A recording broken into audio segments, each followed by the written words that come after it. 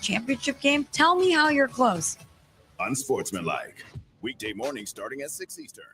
Your sports live here. WBUZ HD3 Laverne. We are the Game Nashville Sports Network. ESPN 94.9. The Fan. 30 years of the best sports talk in Middle Tennessee. It's the George Plaster Show, featuring Tennessee Sports Hall of Famers Kelly Holcomb and young gun Billy Derrick. And now, here's your host, George Plaster.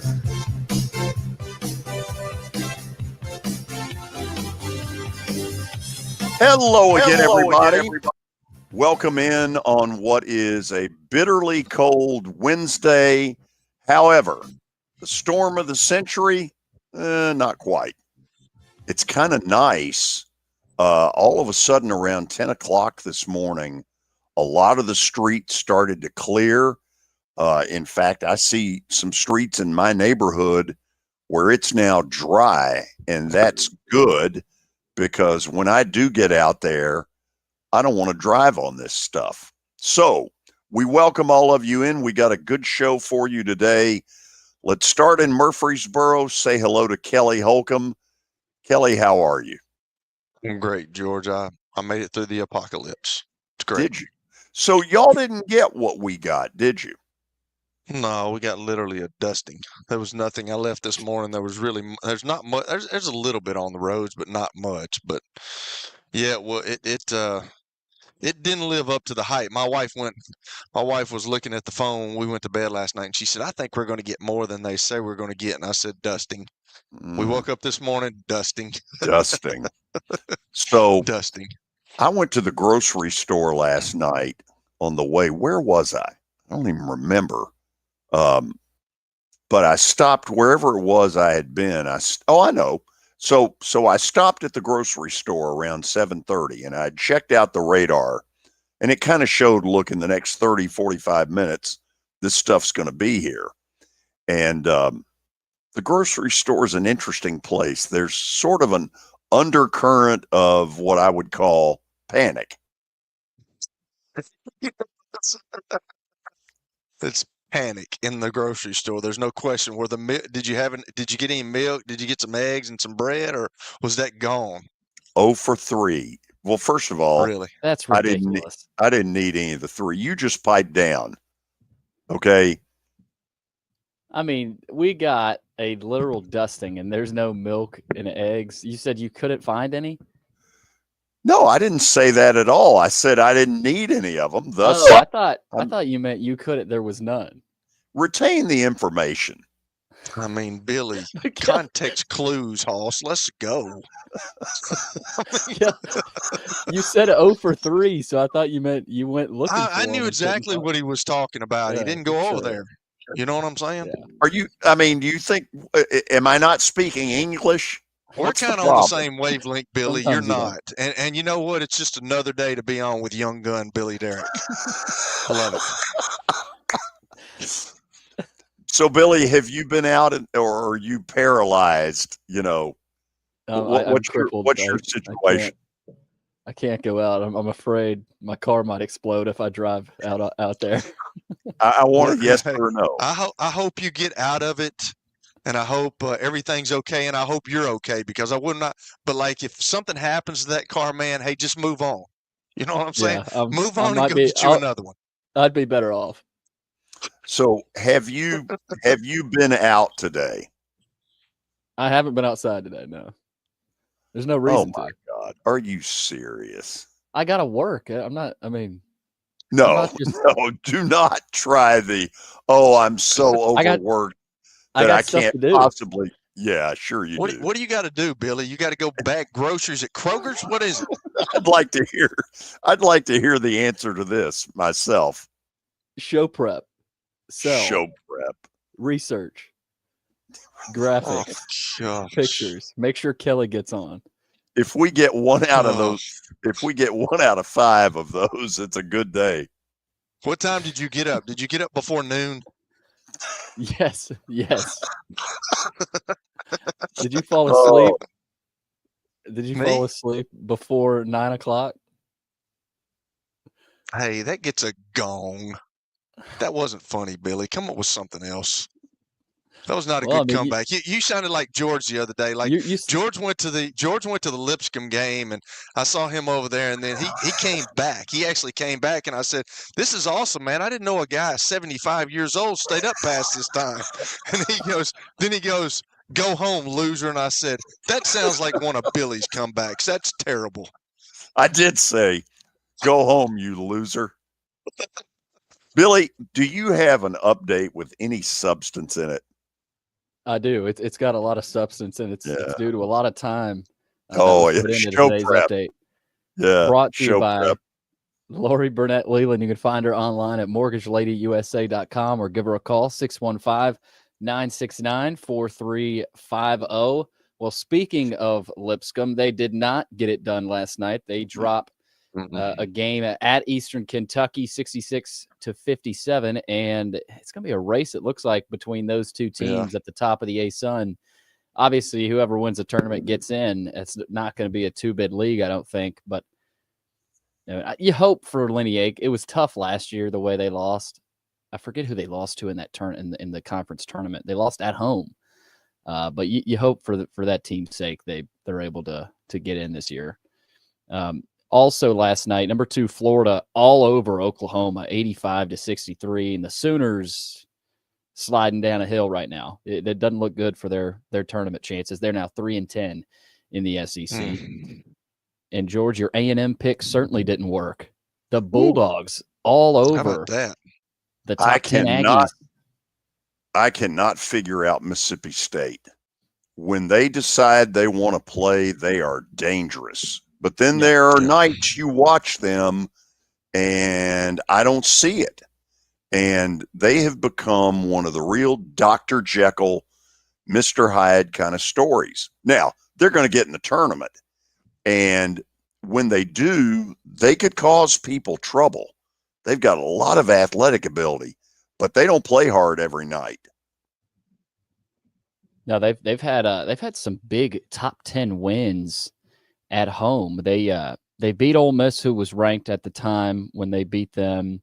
They also went on the road and had a big win. But Chris Jans, they beat Ole Miss Saturday in Oxford by about 20. Yeah, they swept the Rebels. So Mississippi State is rolling a little bit now. LSU beat South Carolina 81-67 in the Toilet Bowl in the SEC. That's LSU's third SEC win. They've strung a couple together here. That was South Carolina's chance at an SEC win, and they were just not even close in that one. So Carolina goes down, and the big national result last night was BYU knocking off number 23 Kansas 91-57. And credit to you, George. All over I believe one of us sort of called that, Kelly. Wow, that's 91-57. They beat the dog do out of Kansas. There's something going on in the Jayhawk world. There is something going on. Sean Farnham was he and Roxy Bernstein did the game. And Sean Farnham about 4 different times had the directors in the truck slow things down and show the lack of effort on Kansas's side on the defensive end. And it was pretty telling. That's not a good look at all. Something's going on at Kansas. I don't pretend to know what it is, but something's not right over there. Yeah, that's their second worst loss, tied to the second worst loss in Bill Self's tenure at Kansas. They've had some bad losses this year. So we'll see if they can right the ship a little bit. Vandy needs to right the ship tonight as they play Kentucky at Rupp Arena, 6:00 tip-off on the SEC Network. Kentucky started out, they opened as a 6-point favorite. It's gone down to 4.5 with Lamont Butler and Jackson Robinson out for Kentucky. So they do get Andrew Carr back, though, who he's been back, but he didn't play in that first game against Vanderbilt. So that would ease some stress for the Commodores if they could get it tonight. Here's the thing. If they play the way they did in Knoxville, they could absolutely win at Rupp. But the flip side is, if you've ever been to Rupp, that is a building that you probably need to call a timeout one possession earlier than most road venues, because Rupp, it's unbelievable. I mean, it's 21,000 just breathing right down on you. It is a tough, tough place to win. Also tonight, 8 o'clock on ESPN, number 1 Auburn is a 16.5-point favorite against John Calipari's Razorbacks. This would be a huge win for Cal, but I don't think they're getting it. Auburn is basically unbeatable at home, considering the line. Get to the game of the night. Game of the night, yes. SEC. They should switch these channels. This is on SEC Network. Number 15 Missouri hosting number 4 Alabama. So Kelly, I'm really interested. And by the way, tonight, Plaster bet of the day, 4 picks. 4, baby. You feeling your oats, huh? A little bit. So here's the deal. Alabama, it seems to me, has got one of 2 ways to go in this game. They can either sort of pout about the fact that Auburn kind of took them behind the woodshed, and they can let one loss become 2, because Missouri is good enough to, put the hammer down. On the flip side, the other thing may be that Alabama comes out with a renewed sense of, we need to show everybody how good we are. And if they do, they'll probably take care of business. But I will let you in on this, Kelly. We have a pick on this game. Shocking.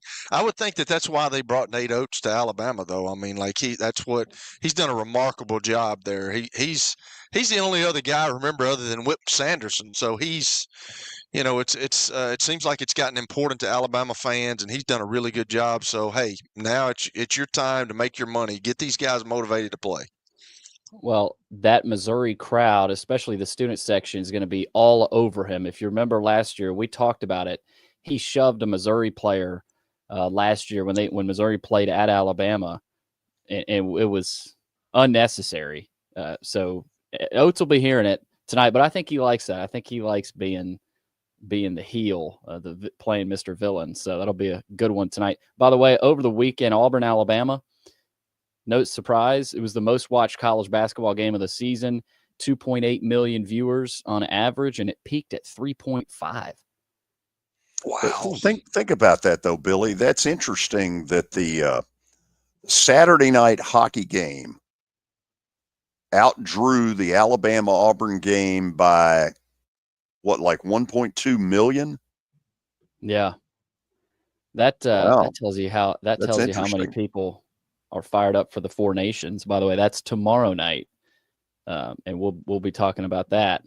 In the NFL, we got some NFL notes. The Chargers will host the NFL's regular season game in Brazil next year. They'll face a to-be-determined opponent in Sao Paulo on Friday, September 5th, the day after the NFL season kicks off. So that'll probably be against another really good team. Their first game in... They're playing Sao Paulo? No. They're playing in Brazil. Who are they playing? Do we know?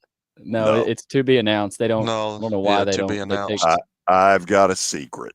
NFL loves playing that game. Yes. We know something you don't. The first game in Brazil between the Eagles and Packers was overshadowed by awful field conditions. So hopefully they get that sorted out. Don't they have another game scheduled for like Australia or somewhere? Yeah. Steeler. We had it in the update last week. I think it's the Steelers, maybe.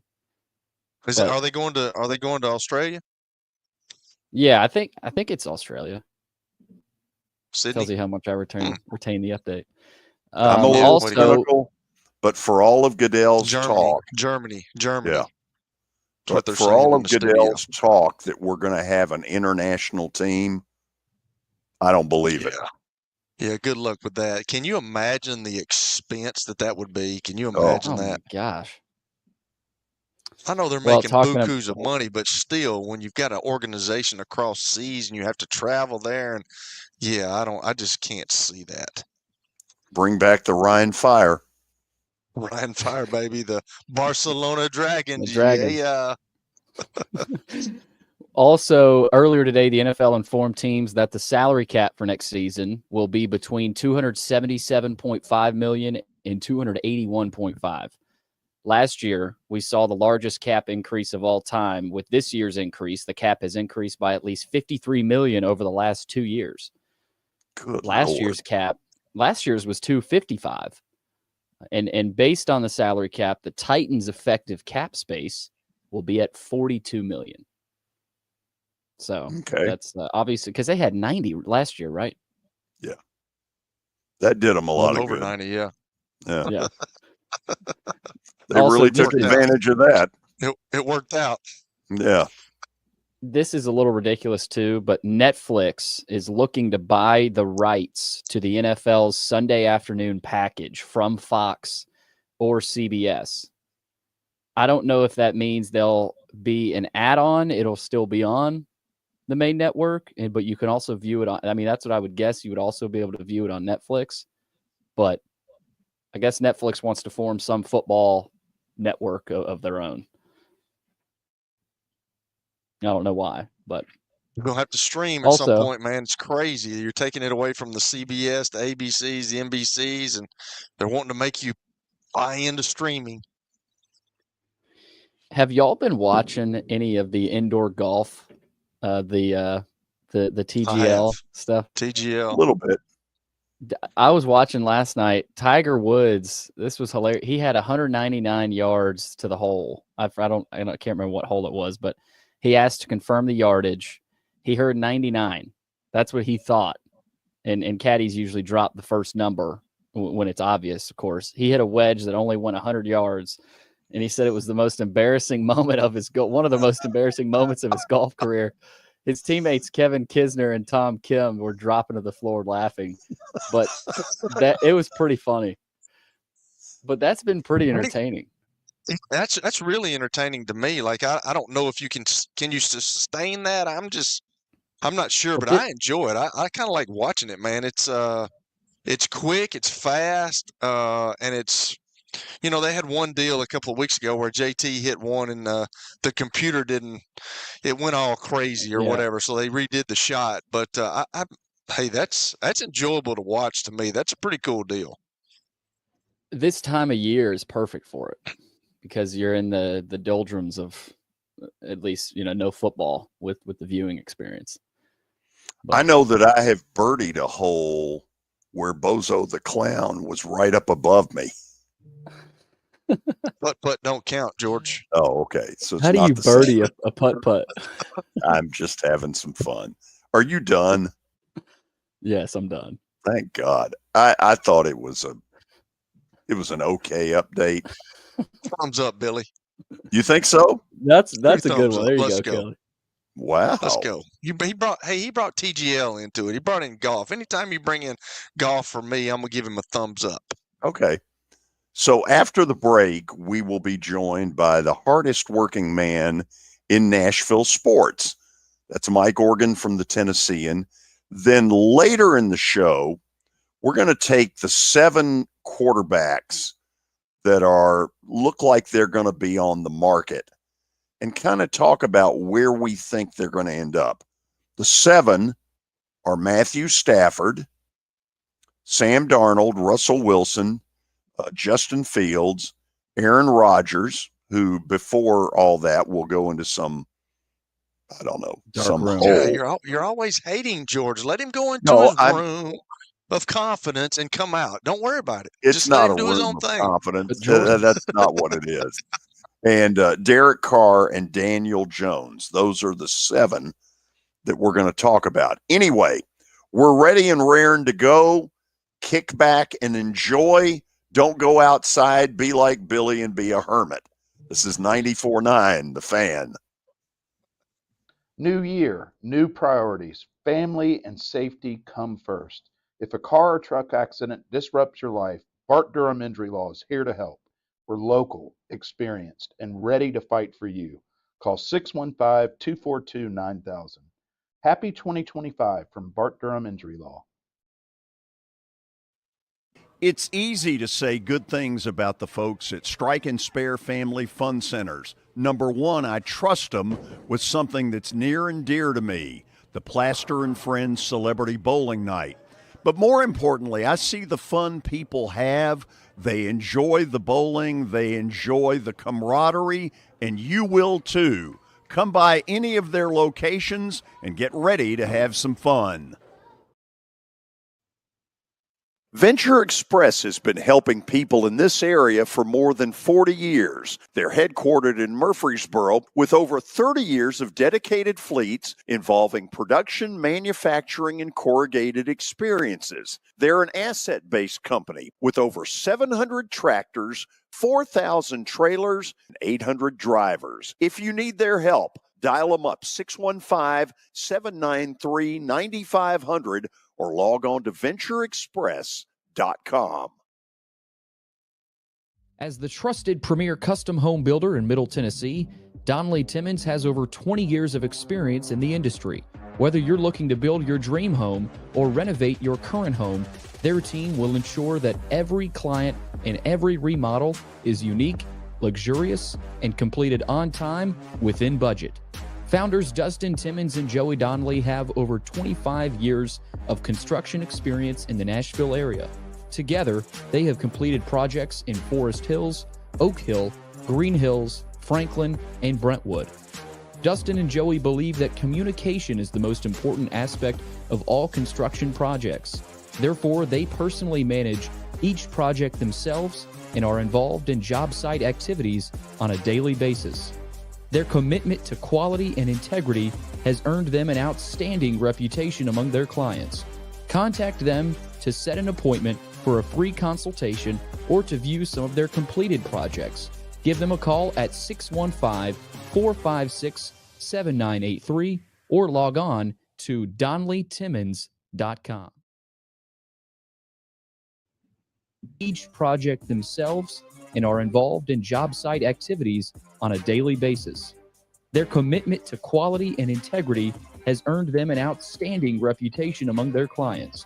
Contact them to set an appointment for a free consultation or to view some of their completed projects. Give them a call at 615-456-7983 or log on to DonnellyTimmons.com. It's the George Plaster Show. Your sports live here on 94.9 The Fan.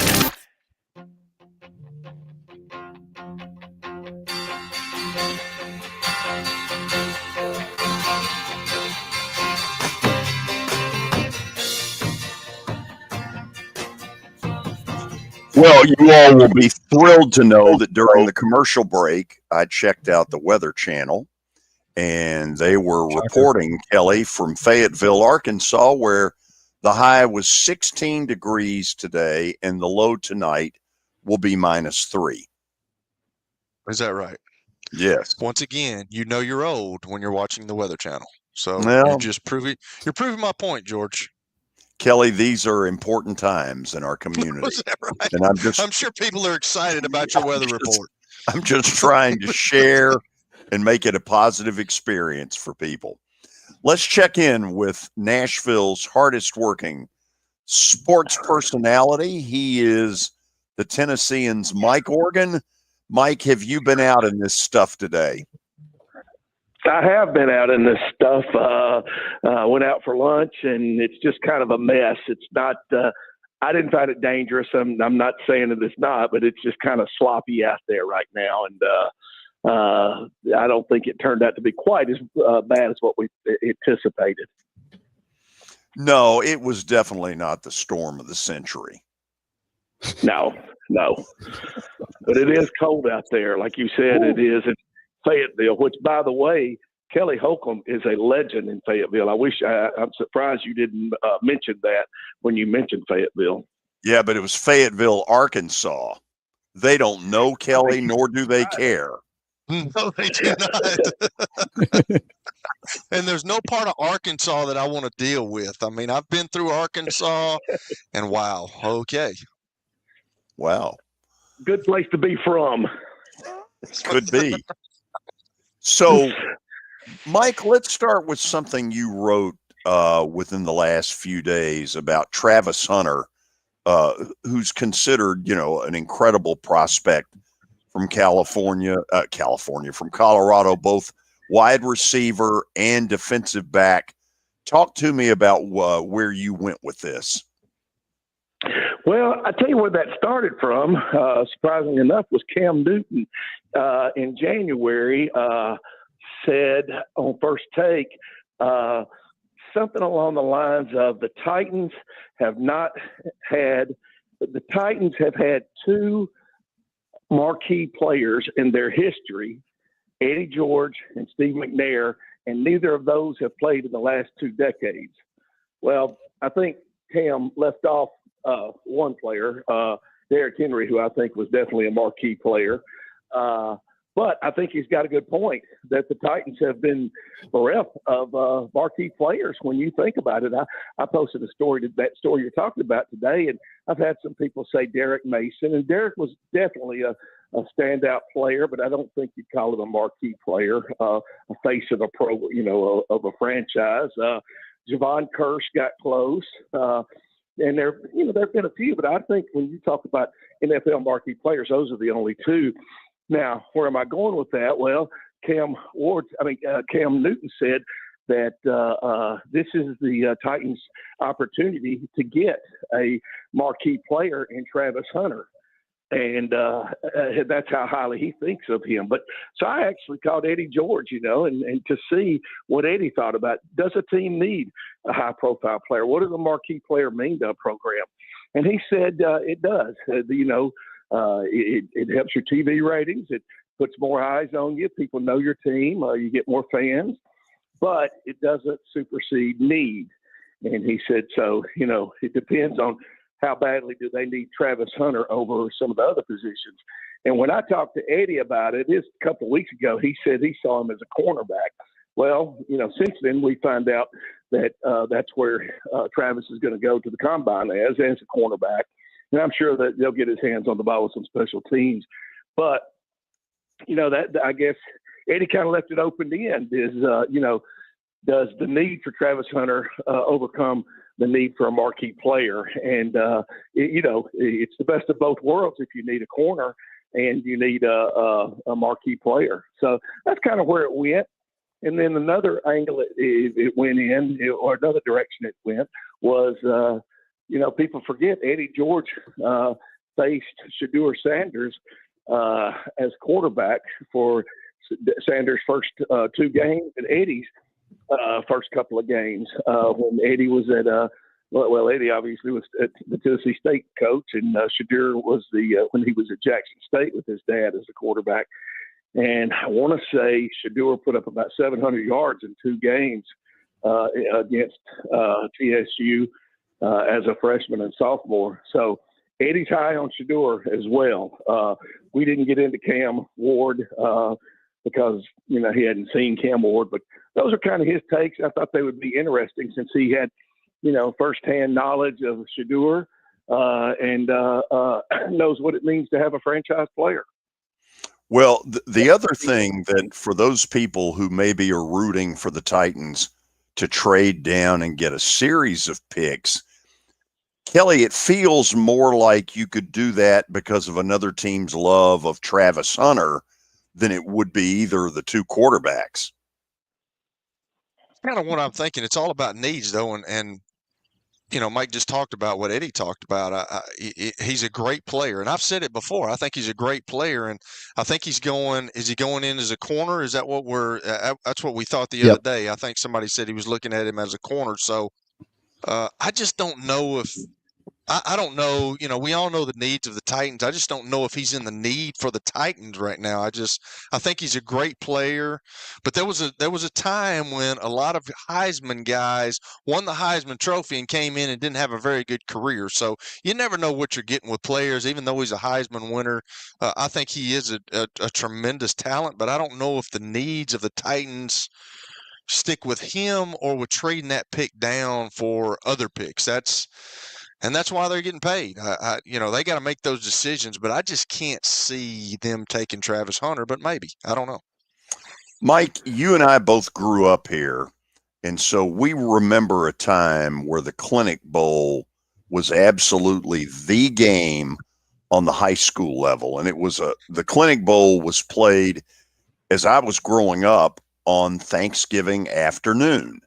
And you ate your turkey, you went over to Vandy and watched the Clinic Bowl. Talk to me about something you just put out there recently involving the Clinic Bowl. Well, as is each February, our editors tell us at some point in January, they say, keep an eye out for a good Black History Month story for next month if you can come up with something. Well, they told us that one day in January and again this year. And the next day I got a call from Sonny Lyons. And Sonny, a lot of people know Sonny around town. Sonny was an All-American football player at Tennessee State. And he's now a pastor. But he was in politics for a long time, or worked in the government for a long time, city government. And but before all that, Sonny played on the Pearl High football team in 1969, which became the first all-black high school team to play in the Clinic Bowl. I never knew that. As much as I know about high school football around here, I never knew that Pearl was the first all-black school to play in the Clinic Bowl. Well, that same year, 1969, was the start of the state playoffs. Now, George, you mentioned the Clinic Bowl was huge, and the reason it was huge is because it served kind of as the state champion because we didn't have playoffs up until then. So really all you had were big bowls, and there was no bigger than the Clinic Bowl. And for a long time, it was the top mid-state team against the top metro team. And then it just became the top two teams to decide who the champion was. So there was no state championship. That was determined by a point system. There was action ratings and the litter ratings, but that was kind of like a fictional national or state championship, like college football relied on for a long time. So the first year that the state playoffs came around, Pearl players wanted to go to the state playoffs and play Memphis Southside, which was the only team that had beaten them that year, beat them in the first game by 2 points. And if they went to the playoffs, they were going to play them in the first round. The playoffs were only 2 rounds. You started in the semifinals. Only 4 teams went. Those were determined by those point systems. So the players wanted to get revenge. They had beaten everybody in Metro. They wanted, and badly, so they wanted to get revenge and play Southside. Their coach, James Armstrong, had a different take on it. He knew how big the Clinic Bowl was, and he wanted them to play in the Clinic Bowl, especially since it'd be the first black team to play in the Clinic Bowl. And he called in the team captain, Howard Gentry Jr., who many of us know around here in town, vice mayor, ran for mayor, currently the criminal court clerk. And he told Howard, he said, I want you to convince the players of how big the Clinic Bowl was, which was hard for Howard because Howard wanted to play Memphis Southside as well. But he did, and he said, you tell them that 50 years from now, people will remember you playing in the Clinic Bowl and hopefully winning it. And the way James Armstrong looked at it, this was going to set those players up for life. It was something they could actually put on their resumes if they went to college after, or if they just went straight into the workforce, that local business leaders and political leaders and just influential people in the community would recognize them and give them a little edge when it came to get a job, starting a career, because they were a member of this Clinic Bowl team. So they did a team vote, and they narrowly voted to play in the Clinic Bowl. They beat Maplewood, which was a Nashville power, 6-0 in a great game, played in the rain. And here we are 50 years later, and many of those players are still did exactly what James Armstrong had anticipated and envisioned, and had wonderful careers. I mentioned Howard Gentry. There was Walter Overton, who, many of us know. He ran the sports council for a long time and ran Nissan Stadium. And just it's pretty incredible. Snooky Lyons went down to Florida and was the chancellor of K through 12 high schools for the whole state before retiring a couple of years ago. So it was just really a neat story. And I got them all together at Sweats last week, and I shot a video because I'd already written the story, and we had the best time. And the video's online. It's in the story if you want to check it out. It's at Tennessean.com. I'm sorry to be so long-winded, but it was a good story. No, first of all, this is the kind of stuff that you bring to the table, Mike, that virtually nobody else can, which is why I love this segment every week. Kelly, screw it, the fact that it took too long. What do you got for him? No, I love it, man. I was fortunate enough to play in a clinic bowl way back in the day and win one. Here's my question since we're going. It's funny because, George just said that about all the knowledge that Mike has and all the stories that he has. But like every day I come into this and I got something and then we go another direction and I got to figure something out and I love it. So talking about the clinic bowl, and I do the games now, Mike, you know that. And, it started in Nashville and then it went to Murfreesboro and then it went to Tennessee Tech, and Tennessee Tech did a great job. It just wasn't a great place. And then, then you go to Chattanooga. Like, why can we not get this thing back in the mid-state somewhere? I would love for it to be back in Nashville. I think, and I understand that, Middle. I get, because I hear the stories about Middle. They want to keep spring fling and they want to keep the basketball deal because everybody comes in, they stay a couple of days, but like nobody truly cares about football because, these teams come in and nobody spends any money. They'll just come to the game and they'll leave and go home. I totally get it, but why can't we get this thing back in the mid-state somewhere? And especially, I would like to have it back at Vanderbilt Stadium. I think that's where it belongs. Well, we've got a guy on this call that did that, and I thought it worked, right, George? You were influential in bringing the Clinic Bowl back. Was it with Rick Region? Yeah. What ended up happening when it kind of went away? Rick and I kept it going as a preseason game, as a what do they call it, Billy? Week 0. Yeah. And we did that for about 6 years. And I made Rick promise that if I was going to give him all this free airtime, that BGA was going to get to host it one year. And we ended up pitting BGA and Franklin. They had not played each other for 50 years. It was like the Hadfields and the McCoys. It was something stupid. Somebody called somebody's mama a bad name or who knows what. They hadn't played each other forever. And so we set this thing up, Kelly, and I was so fired up. We were going to have the biggest crowd that had ever been seen at a BGA football game. There was just one problem. We had 2 lightning delays, 2.5 hours. The game ended at like 12:15 in the morning. And I was like, this is awful. Oh, it was awful. But anyway, Go ahead. I don't know where I butted in there. I just want to know why we can't get that. Do you think we can get it back to Nashville, Mike? Yeah, I think we can, and that's why I brought up George. I don't know why it couldn't be one of two things. It could be that week 0 game and just kick off the season with a bang and, come in with Pearl against whoever the top team in the mid-state was, or maybe, Pearl and CPA, I think, are in the same district now. But they did that last year with a TSU. They got together with TSU and kicked off the season with that game. And, yeah, I don't know why we couldn't, either as a preseason game, which would make it big just because it'd be called the Clinic Bowl. And there's still plenty of people around that know that the Clinic Bowl is big. Or what it was during this time, what it evolved into at the time I'm talking about, when it was in 1969, it eventually became part of the playoffs. If I'm not mistaken, George might remember this, I think it was the second round playoff game. It sure was. 11 District 11 played 12 in the first round, and then the winner of that went out and played 7 or 9 or 8 district. Kelly, you were 7, is that right? Or I think I was. Yeah, I think we were District 7. Yes. Yeah, Was that 7 so or 8? No, think I was it District became- 8. We were District 8. Yeah, 7 was Riverdale. I mean, That's 7 correct. was We were District 8. Yep. Yeah. So, and it became, it was still a playoff game, but it was called the Clinic Bowl.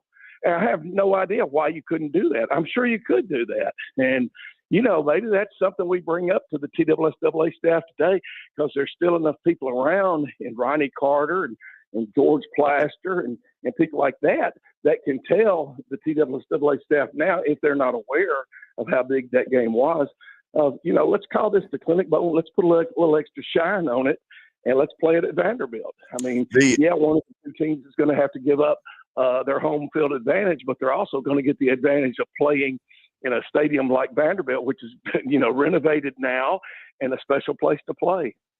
I'll take it one step further. I'll play marketing and promotions guy here.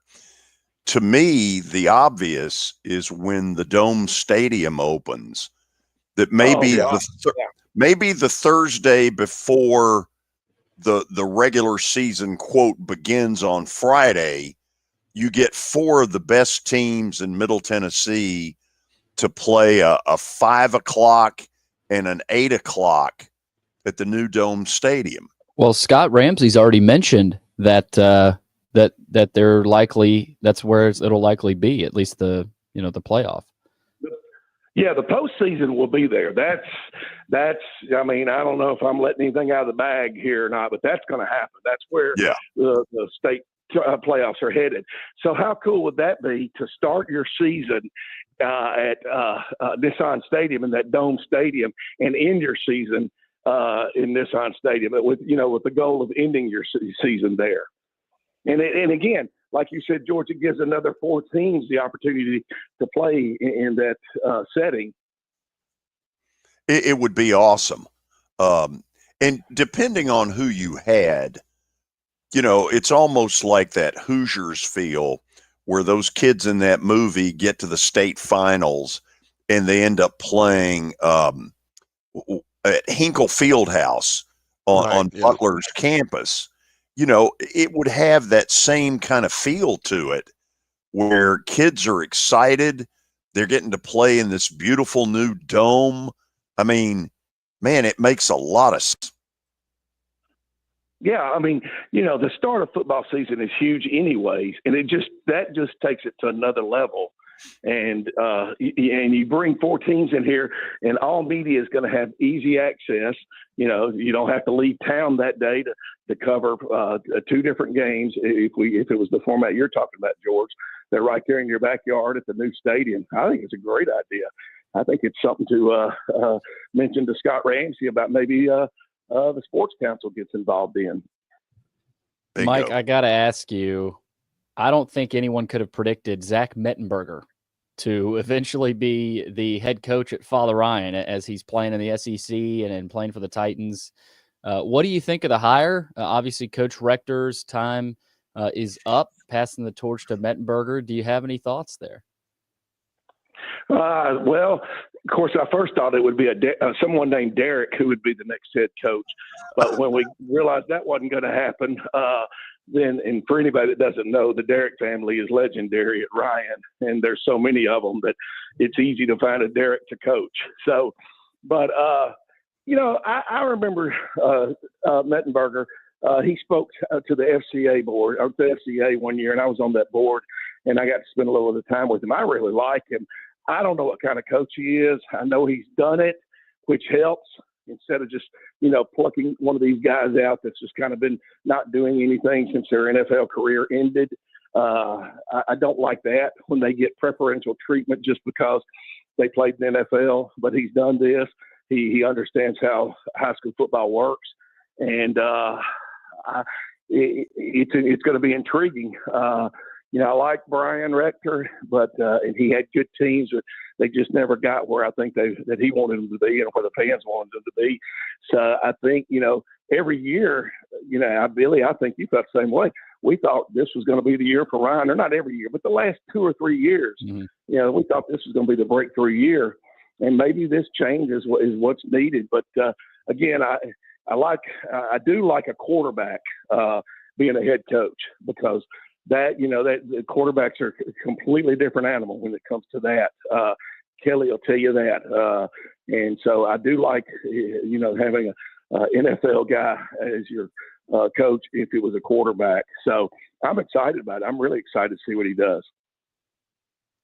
But Billy, I am totally surprised, like you said. And Billy, if you're dissatisfied, you can always join the Battleground Academy cheering squad. or you can always stop giving money. Oh, that's right. You don't. My bad. Hey, thanks, Billy's Kelly. got that name. He's got enough. He's probably got enough influence to crash the deal as it is. All he got to do is step in there and say, "Hey, I'm a Derek. I'm a Derek. What I want." Absolutely. That right. Mike, I don't know what problems in the world we solved today, but I think people really enjoyed what you brought to the table. I know I did, and maybe we spawned a good idea. Who knows?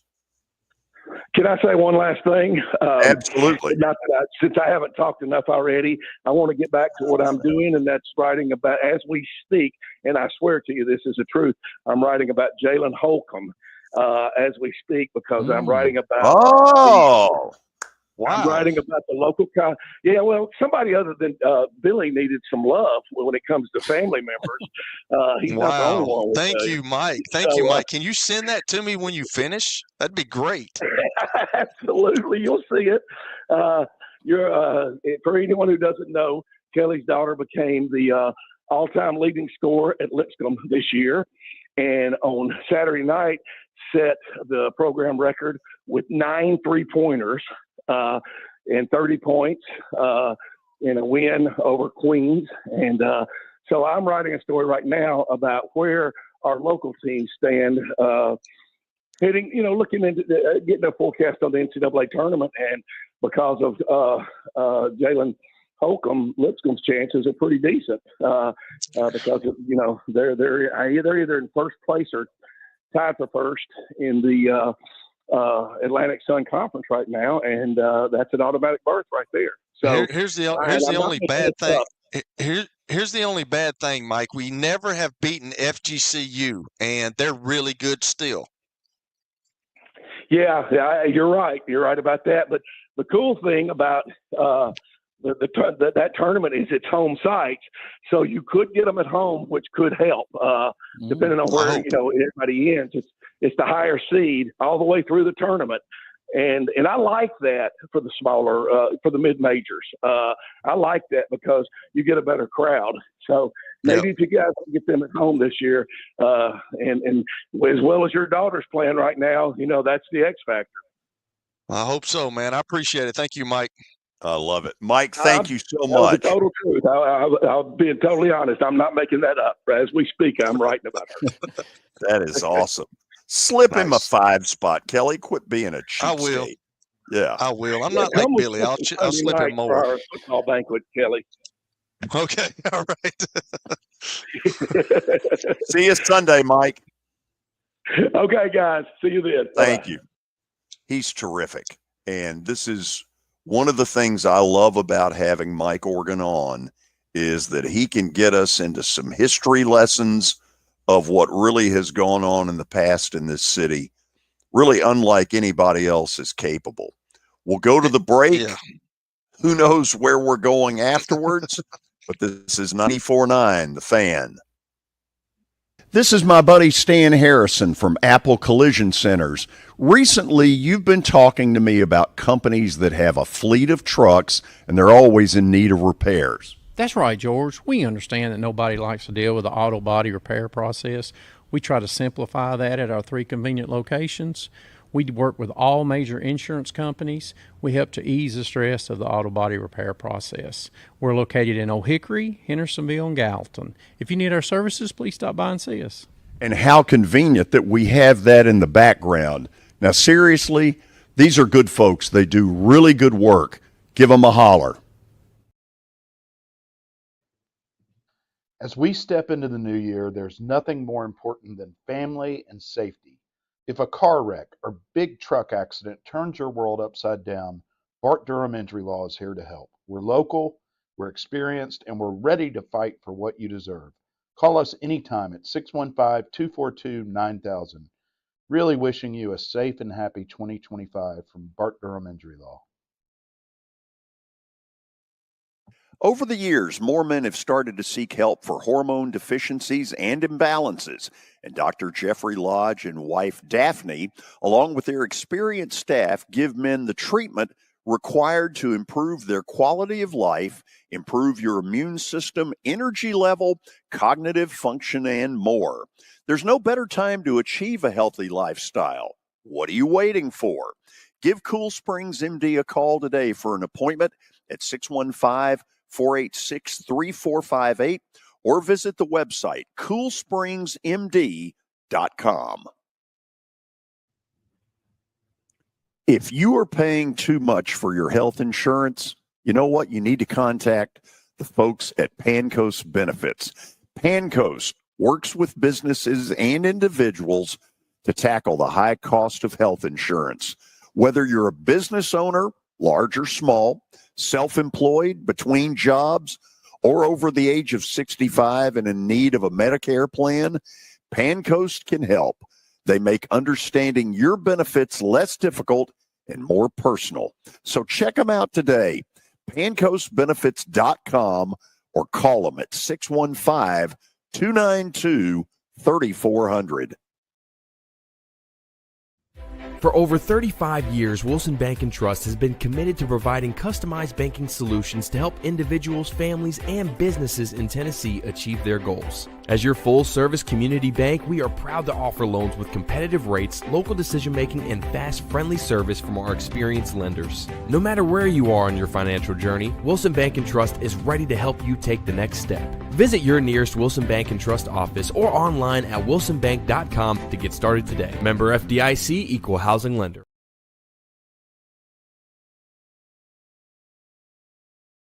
After that interception. Let's get this turned around. And we're all saying, no, they don't. Here. You thought you were on your way. Your sports live here. On ESPN 94.9. And the Game Nashville Sports Network. It's the George Plaster Show. Your sports live here on 94.9 The Fan.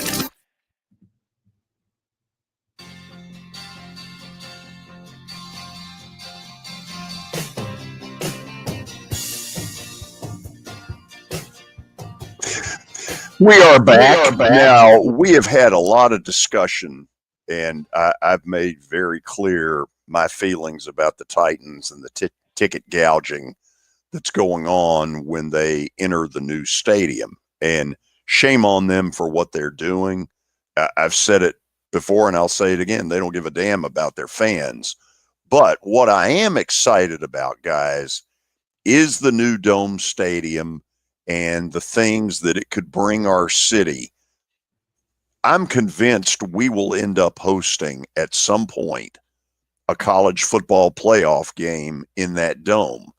And that'll be a really cool moment for our city. And I think the only thing that will, the only limitations once that dome is built is the limitations that we put on ourselves of the creativity factor. What kind of things can we do in there that excite people? And that part I'm really excited about. Yeah, I'm just, we went off on the Clinic Bowl, but I'm wanting the state championships, man. I know it's no longer called. I'm wanting the state championships to be back up this way. Chattanooga does a great job. Tennessee Tech did a great job. They all did great jobs, but it needs to be in the middle of the state. The teams from West Tennessee have to go to Chattanooga. It's further for them. I just think it needs to be Murfreesboro is the middle of the state, but I think Nashville, from where I played, I think they need to get back involved, and it would be great when this Dome Stadium is built to bring the football, TSSAA, state championship football games back to the Music City, because I just think that's where it belongs. That's where I played mine. It's a big city. You'd get more people. I don't know, man. Absolutely. I mean, I think there would be more excitement. I think people around the city would come and watch. You know, when you go to Chattanooga, they got McCallie and Baylor, and they do a really good job. But like, nobody's coming to watch these other teams. But I think if you brought it to Nashville, I think there would be people that, just like George, I think he would be excited. I think he would go to games. I think people that love high school football in the mid-state would go to those games. I just have always wanted it back in Middle Tennessee. And that's it, coming from George and I. I mean, people would be like, "Oh, y'all are biased. Y'all are right there in Nashville. You know, Vandy, whatever." But Kelly, we are biased. Yeah, but like Kelly's coming from Murfreesboro, which is an hour drive for a lot of people too. That's not easy. So. But also the coverage would be likely better. Everything about it would be better. And I think it's a no-brainer. I'll give you another one that would be better. Nobody talks about. The weather be a whole lot better. You don't deal with, listen, I've done some of those state title games, and that 7 p.m. game on Saturday night, when it's 21 degrees at kickoff, it does take something away when the crowd is not nearly what it could be and what it should be for a great matchup. A domed stadium, that does it. Yeah. And Trace is right. I mean, you got the McCallie Baylor championship game the last 2 years. They've almost filled that stadium up. But other than that, I mean, I just think it's a no-brainer to bring it back to Nashville. The state football championships, TSSAA, and I know they got to negotiate, and I know I've heard the things about Middle, what happens at Middle, like they want money. I get it, I understand that, but like, since they're bringing this dome, and George talks about all the things you can use it for, it needs to be the TSSAA football championships there. We do have. Go ahead, Billy. I didn't know if you had to say anything else, but I do have a couple of news notes, unless you had to bring something. Lay them on us. Well, Wisconsin and Luke Fickell have agreed to a contract extension that'll keep him there through 2032. And him getting a 7-year extension is by far his biggest win at Wisconsin. He hadn't done a whole lot because there. To be honest, last year they weren't all that good. No. So that came across the ticker here in the last 20 minutes. AD must have liked what he saw. He must have liked him. What else, Billy? I forgot to mention this in the update. Belmont and Northern Iowa tonight at the Curb Event Center. And if you look at the standings in the Missouri Valley, Northern Iowa is in third, or I guess a tie for second with Bradley. They're at 12-4. Belmont needs this for seeding purposes. They're at 10-6 in the league. So forgot to mention that, but big one for the Bruins tonight. Here's a little secret that not a lot of people knew. On Monday night, and I'm sure this was a weather-created deal, Belmont played host at the Curb Center to Murray State and Northern Iowa. Oh, did they? Wow! If I had known it earlier, I would have been there. I'm sure you would have. By the way, I'm hearing that the roads are in good shape around Lexington for those going to the Kentucky Vandy game. So should be no issues. You have sources close to the situation. Yes. Okay. Well, good. Good. Isn't that special? Okay. After the break, we'll go stat of the day. Kelly, we're trying to go 2-0. 2-0. Wait, is it 2-0? Well, we got one yet. You got it yesterday. Yeah, so we're 1-1 this week, correct? Yeah, but screw that. We're trying to get to 2-0 in the last 2 days. Okay. I like the way you're framing that. I like it. We're trying to get a winning streak started. There's 5 days in a week, George. Well, Billy, when I need your help on that, I'll ask for it. Billy, you just got docked $100 from that. Yeah, don't talk to the producer like that. Right. So here's the deal, Kelly. If it's a legit question, I say we'll get it. Now, if it's one of these that, the world couldn't get, then we'll be 1-1. We'll find out what level of question we get when we come back. This is 94.9 The Fan. Where can you see a saber-toothed tiger rappel from the rafters? How about a catfish fly? The biggest stars in Music City. Not to mention hockey's hottest ticket. The Predators win! Only in Smashville.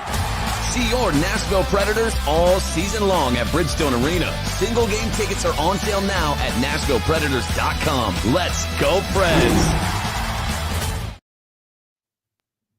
Hit After Hit has become the baseball store in Tennessee. They have over 1,000 different models of gloves and over 1,500 wood bats.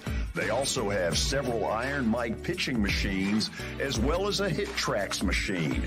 If they don't have it, you probably don't need it.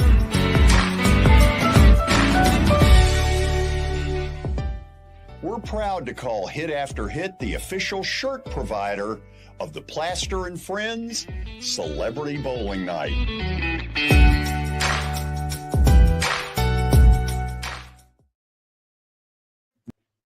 This is the most anticipated March Madness that we have had in a long time. There's going to be some great basketball, and the George Plaster Show has it all covered. Whether we take our show to your business or you simply endorse things like March Madness scoreboard updates or other features, we've got it all covered. If you want to be part of a big March Madness, simply email me, plastergeorge@gmail.com. We can fit all of your needs, and we'll find out what your budget will allow. Courteous, helpful, and competent in their ability. Second to none, hands down. Whether you're looking for a brand new truck or SUV to give to your favorite Valentine, or you want to treat yourself to a pre-loved, pre-owned vehicle, we've got the inventory that will give you hard eyes. Or maybe your beloved vehicle is your Valentine and you need to give it some love this month. We're here to treat you and your vehicle with the same love and attention that you do. Come be our Valentine. Visit us online to view our inventory or schedule your first visit at Newton Chevrolet of Russellville.com.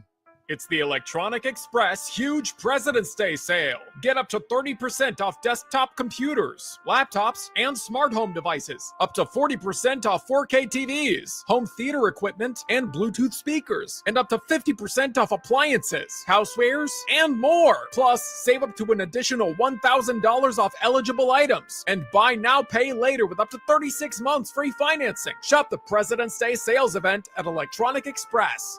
We make it happen. Your sports live here. WBUZ HD3 Laverne. All around the world on the Game Nashville app. We are the Game Nashville Sports Network. ESPN 94.9 The Fan. A Cromwell media station. It's the George Plaster Show. Your sports live here on 94.9 The Fan.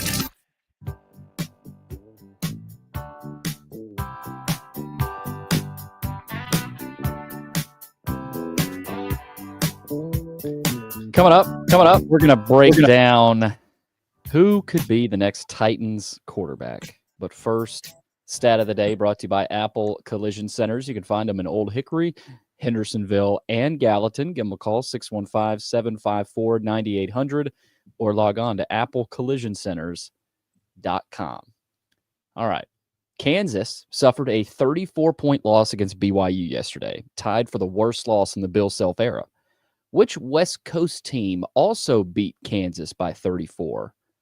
It happened in March Madness.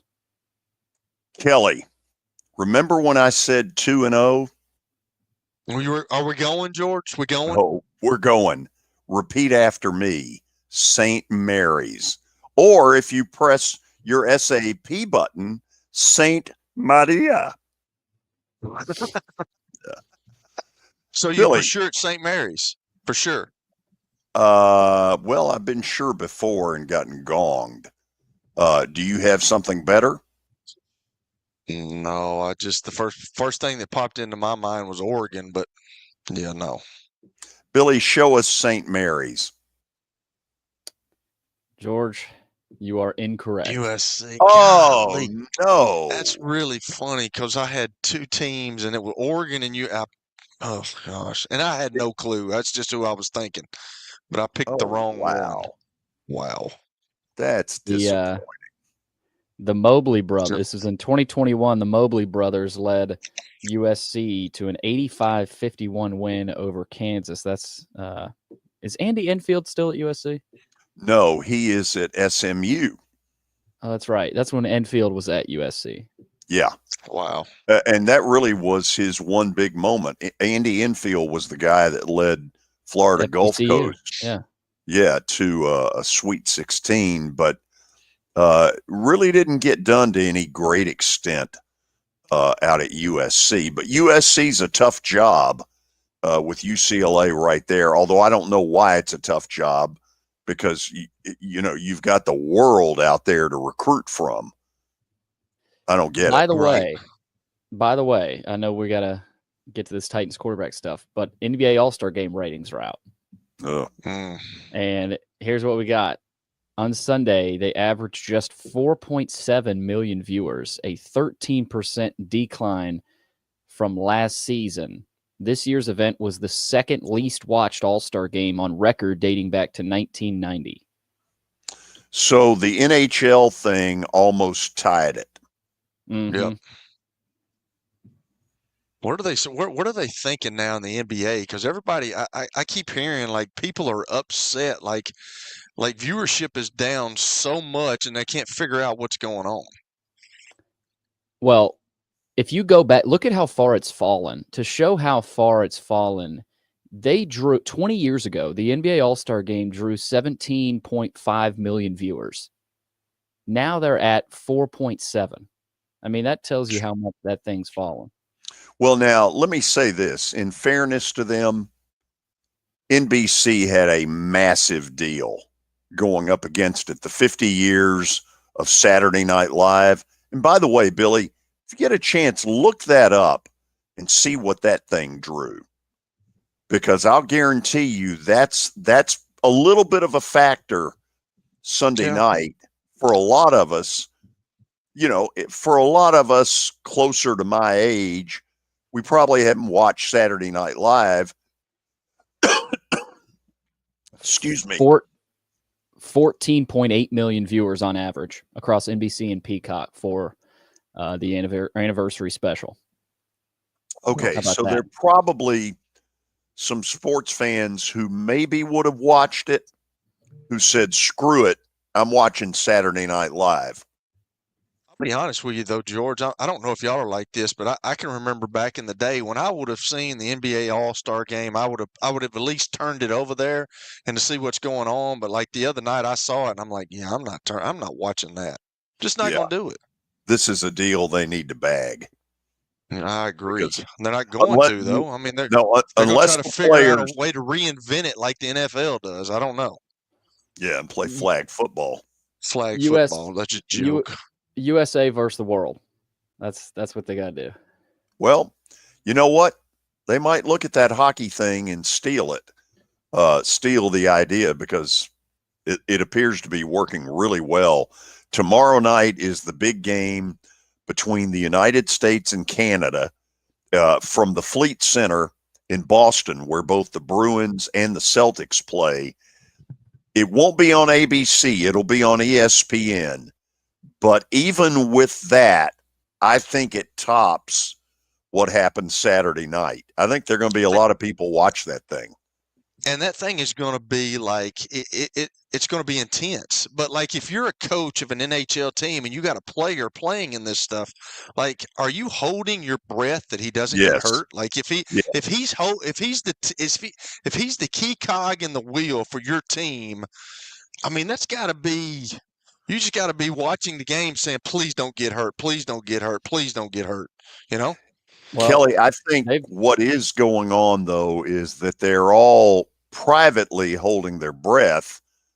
But, Billy, they're kind of using this is for the good of the sport. This is growing a sport that needs all the help it can get. Well, the Bruins, Charlie McAvoy, he's still in the hospital. His status is uncertain. He got hurt And he got hurt in that Four Nations game, right, George? Yeah. Or was that okay? Yeah. And then the Kachuk brothers just went at it and instigated that fight. So I don't know what their status is, but yeah, they don't seem to care. This is about beating Canada. That's what they care about. They are the fighting brothers for sure. Okay, we're a little late to say welcome to the 4 o'clock hour here on 94.9. If you're watching us, and God bless you if you are, I'm in the middle. Kelly would be on the right. Billy Derrick is on the left. Terry McCormick's going to join us tomorrow to get a little bit deeper into what he thinks the Titans are looking to do in the quarterback market, because clearly they're looking at this list that I'm about to lay out there, and they're trying to figure out, okay, where do we go with this? And the 7, you may argue that there's somebody else. I don't really think there is. The 7 that appear to be out there are Matthew Stafford, and the only reason he's out there is because the Rams have got salary cap issues that appear to have lost them a really good wide receiver in Cooper Kupp. Sam Darnold, who had a great year with the Vikings, but the final 2 games have got some people very nervous about him. Russell Wilson, Pittsburgh Steelers, started out this past year when he got to play as a house of fire, but as things went along, not so much so. 36 years old. His teammate in Pittsburgh, Justin Fields, combines a little bit of running ability with a certain level of throwing. Nobody seems all that excited about him, but he definitely is out there to talk about. Aaron Rodgers, JETS, will go in the dark hole and then come out eventually to tell us that he's going to play. So Kelly, let me put you on the spot on that one. Do you think there is any scenario where he comes out of that hole and says, I have retired? Ooh, that's a good question, George. I don't think he will. I think he's going to try his best to give it another shot. I don't think he wants his career to end like it ended with the Jets, but he may not get that opportunity. I don't know. Somebody's got to want him. Somebody's got to sign him. Somebody's got to bring him in. He's long in the tooth. We know that, and I'm sure he's very, as we've seen on the Pat McAfee show, he's an opinionated guy, which I am too. So if you can deal with that, I look at him. I think anybody that you've brought up so far that you bring in is better than what you have, and it kind of gives Will Levis a stay of execution. You don't have to make a decision on that just yet, and maybe you can get him better. I don't know, but I just I would look at Aaron Rodgers. I really would, but everybody's talking about all this baggage, and you hear, well, he was a great teammate with me, and he was a great teammate here. Well, he was. Who knows until you're actually in there with him? So I don't know, George. I mean, he's bringing a lot with him. He's bringing a lot of experience. He's bringing a lot of other things with him too. So I don't know. I just think what anything on that board is better than what we have now. So we've gone Matthew Stafford, Sam Darnold, Russell Wilson, Justin Fields, Aaron Rodgers. The last 2, Derek Carr, who I hear great things about as a human being. Really a good guy, has really not had the oomph in New Orleans that I think they hoped he would. Nothing really developed, and he got hurt a couple of times. And then there's Daniel Jones, the former New York Giant, got released about 2/3 of the way through the season, actually asked for his release, signed with the Vikings. To my knowledge, unless it was in mop-up duty, never played with them. So let's start a little bit, and I realize that we're probably going to go to a break fairly quick. But, guys, let me ask you this. What do you think of this class just as a whole? Well, I think I'll go, Billy. Go ahead. I think that I think there's some possibilities there. I think that's where you go. I think if you're the Titans looking at it, and if you're not overly impressed, which I don't think you could be overly impressed with the draft class that's coming in, I really don't. I know Cam Ward's been talking. I know Shedeur Sanders is up there, but like, are those guys? Like, are those guys the ones that you think can turn this thing? I just don't see anybody in the draft. So I think that's why you have to go with one of these guys. I really do. And we just had a guy talk about Sam D as the guy, Sam Darnold. I don't know. I'm just – you never know what you're going to get. Like, if you talk about Sam Darnold, are you getting the Sam Darnold from the New York Jets, or are you getting the Sam Darnold from the Minnesota Vikings? Everything is timing. Everything is chemistry between a quarterback and a coach. Like, if you look at back in the annals of the history of this game, you look at the chemistry between Bill Walsh and Joe Montana, or Bill Walsh and Steve Young, or Tom Brady and Bill Belichick, or Peyton Manning and Tony Dungy. Like, there's chemistry there. You look at the chemistry between Patrick Mahomes and Andy Reid. Like, there's got to be something there. But I think that one of these guys can at least give you, and like, if you get Sam Darnold, he comes down here and he plays well, like, you could have him for several years, and you could kind of build around him because he's still a young guy. He's mobile, played good last year. We know he didn't play great in the last couple of games, but I mean, you've got to take all that into account, and I just think that's where you have to go if you're a Tennessee Titans organization. Yeah, none of these are like, oh, give me that guy. Like, give me him. He's going to take us to the playoffs next year. But I would say that Kirk Cousins, we didn't even mention Kirk Cousins, actually. You know what? Shame on me. I didn't put him in there. Add the 8. Yeah. Yeah, I mean, I'd throw Kirk Cousins in there. I didn't realize we didn't mention him. But Derek Carr, to me, with his relationship and past history with Brian Callahan, feels like a good option.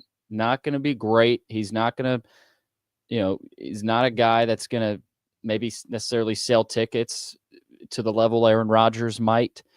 But, he's also a lot better option than Will Levis. So I think Derek Carr is the pick here. And you could, Darnold is kind of the dream. I don't think that happens or is even possible of happening. I could be wrong. And Matthew Stafford feels like kind of a pipe dream as well. I think Derek Carr is sort of the best of the pack, the best option of the pack, especially with his experience with Brian Callahan. Terry McCormick will join us tomorrow at 3:20. And what he's going to tell you, among other things, is that he thinks the Titans are going to make a real run at Sam Darnold. Yeah. And, first of all, there's the decision that has to be made in Minneapolis. Are they that certain of J.J. McCarthy, who has never played a down in the NFL because of injury, that they can just say, Sam, hit the road, Jack? Yeah, but they still got that year. Like, obviously, J.J. McCarthy had surgery and he was out for the year, but you still got another year where if you do that with Sam Darnold and you bring J.J. McCarthy in and he doesn't play well, hey, we thought so. So now, he's still got another year. The coaching staff still have another year. That's how this game works, George. But like, if I'm Sam Darnold, and if you look at all these guys, like, I was thinking today, because I knew we were talking about this, but like, what are your goals? Are your goals to maybe bring an organization and get them to a level where maybe if you're the quarterback, maybe you can reach the playoffs and maybe you can get them to the Super Bowl? I don't know. What are your goals? But like, all these guys have been paid pretty good money. So if I'm Sam Darnold, if I'm Derek Carr, I'm sitting down with this organization and I'm asking, what are your plans for the O-line? Are you going to give us some more guys outside? Well, I want to ask all those questions. Are you really into me staying here, or am I a bridge guy? Like, what are your plans? And I've got to see that in concrete, and I want to know just how dedicated they are to that. If I'm one of those 8 guys, Do I want to ride off into the sunset with this team, or do I want to help this team maybe build and get on firm, solid ground? And do I want to break the bank, or do I want to help an organization? And I think that's what all these guys have to think about. It's one thing. Go ahead, Billy. It's one thing to say, the Titans are going to make a push for Sam Darnold. Well, yeah, but for all we know, Darnold could, like you said, Kelly, could be looking at the Titans going, I don't want any of that. I mean, Callahan is not a proven head coach. He's not even he hasn't called play. Last year was his first year calling plays. So, yeah, they might make a run at him, George, but, there's not a ton appealing about the Titans right now from a quarterback perspective. No, and that's one of the things where there may be conflicting goals. You've got a GM who probably is saying, hey, I'm going to be here a while. We're going to build this. But then there's Brian Callahan, who's sitting there, I think, staring down the barrel of Amy's gun, and God only knows what she's thinking, because she's shown the ability to fire that pistol and show people the door like that. So Callahan may have totally different goals, which, to Kelly's point, is why if I'm one of these quarterbacks, I want to get both of them in the room and see if they're really on the same page. Because, Kelly, I'm not sure they are. I don't know either. I don't know either, but with the new GM coming in here and saying, "Hey, I'm going to be here for a while." Well, I'm sure Rand Carthon thought he was going to be here for a while too. Just to allude to your point, like there's been no consistency here. That's why I always bring up the Pittsburgh Steelers. The Pittsburgh Steelers are the model of consistency. They've had 3 coaches in 60 years.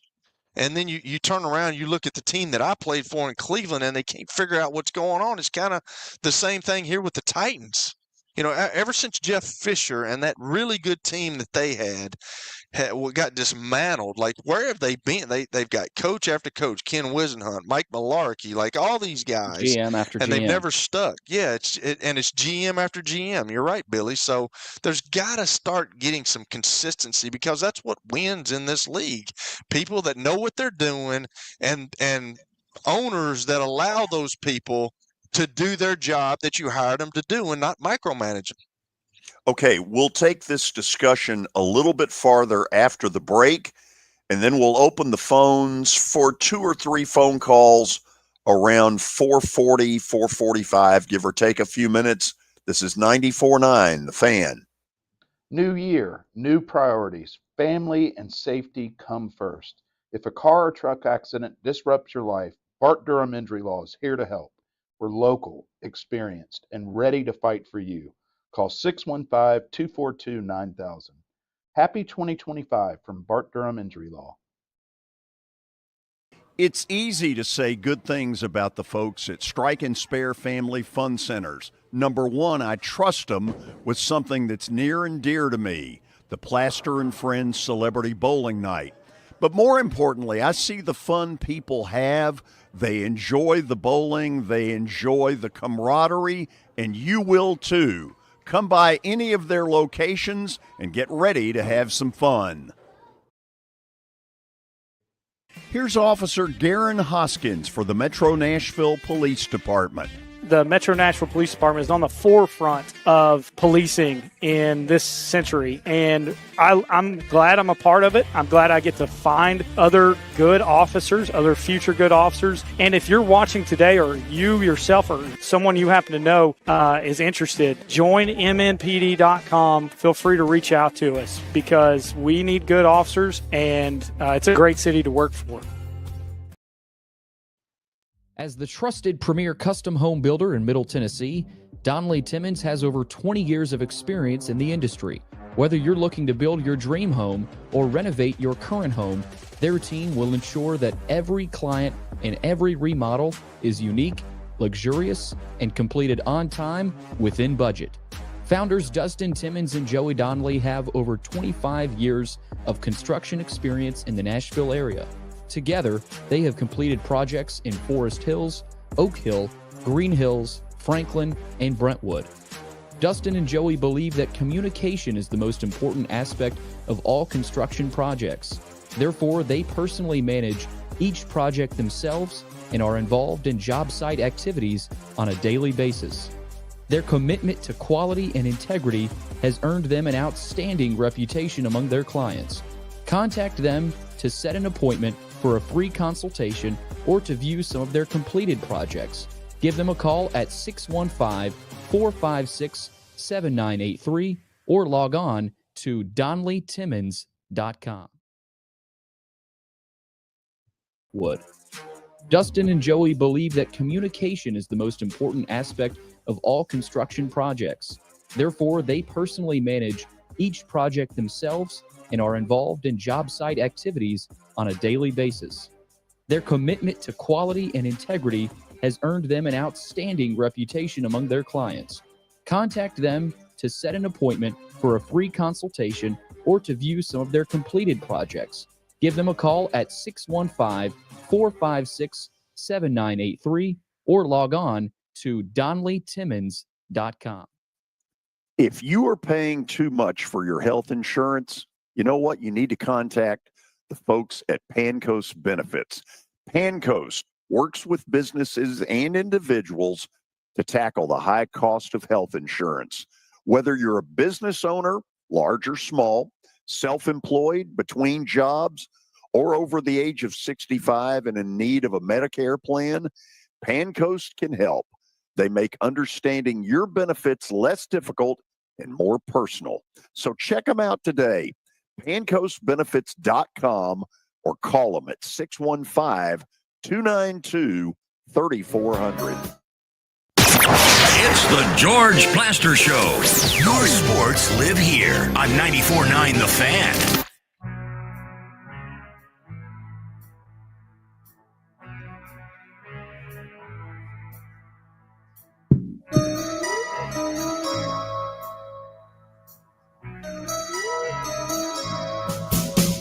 Okay, we are back on this cold Wednesday afternoon in Nashville.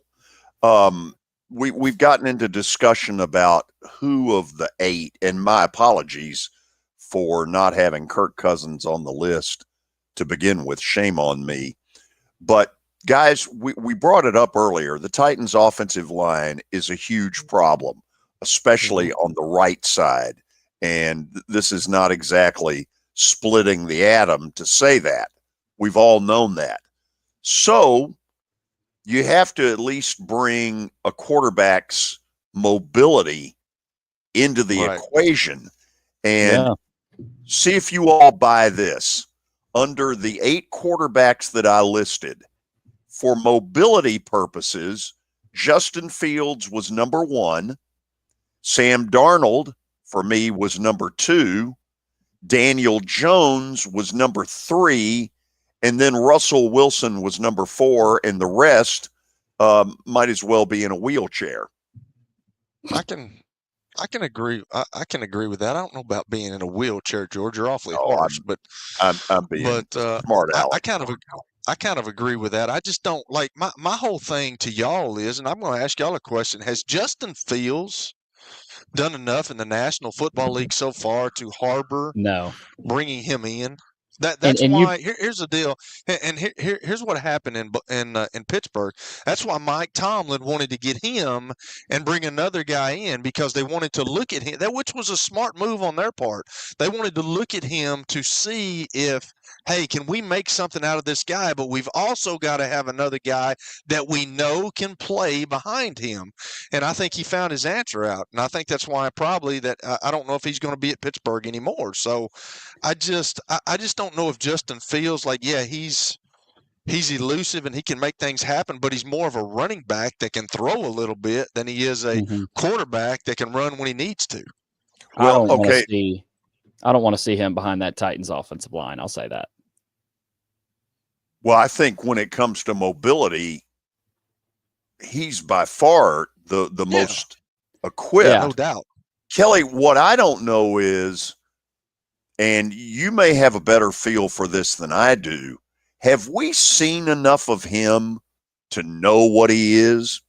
No, that's why I'm asking that. I do not think you know what you have with him. I think it's another Will Levis situation. I know that he was drafted for as the first guy for the Chicago Bears years ago.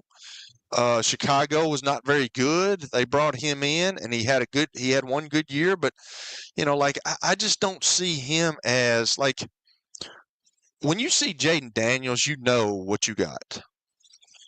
Like when you see Justin Fields, I don't think you know what you have there. Like there's been no consistency for him.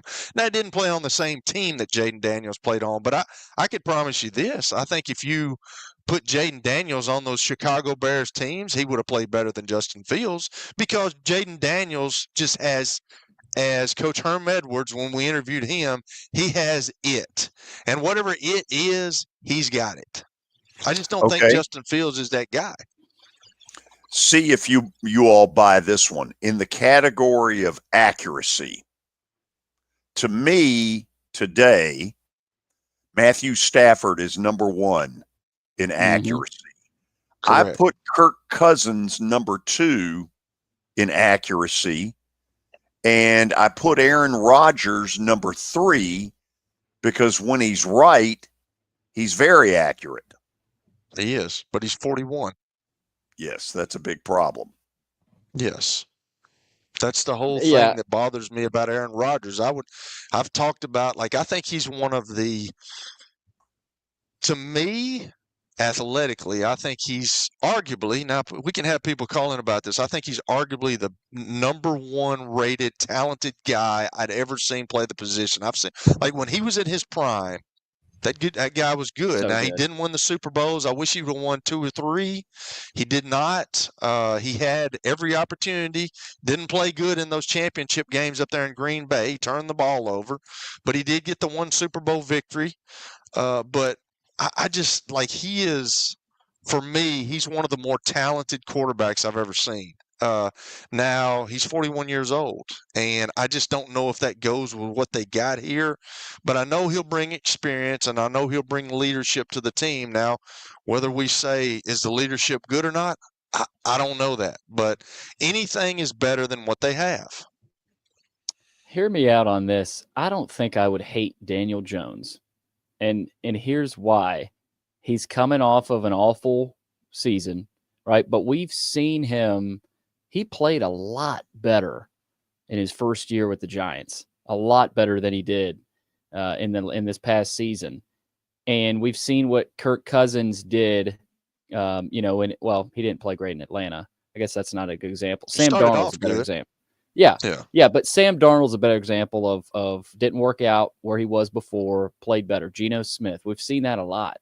Baker Mayfield, we're seeing that a lot more. Could Daniel Jones be that guy for the Titans? I just keep an eye on that, and he's mobile enough too. So he's big. He's got some stability. I think he's a guy to keep an eye on. Well, let me say this: the Daniel Jones who 2 years ago got the Giants into the playoffs, Brian Daboll's first year, that Daniel Jones was pretty damn good.